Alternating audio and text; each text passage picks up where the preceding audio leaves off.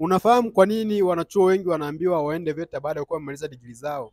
Ukweli ni kwamba tulivyokuwa tunakuwa tuliambiwa kwamba tusome, tufaulu vizuri, tupate degree na tupate ajira nzuri na maisha mazuri.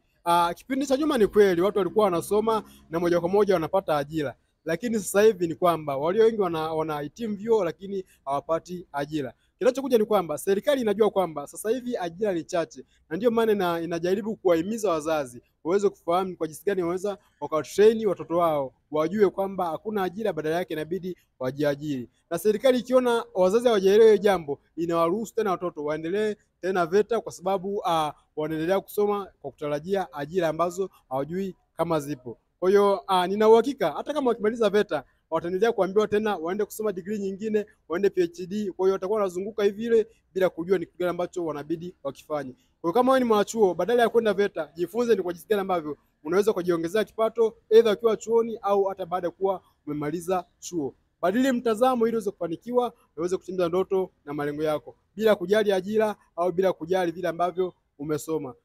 Amka leo uweze kufanya kile ambacho umezaliwa kukifanya.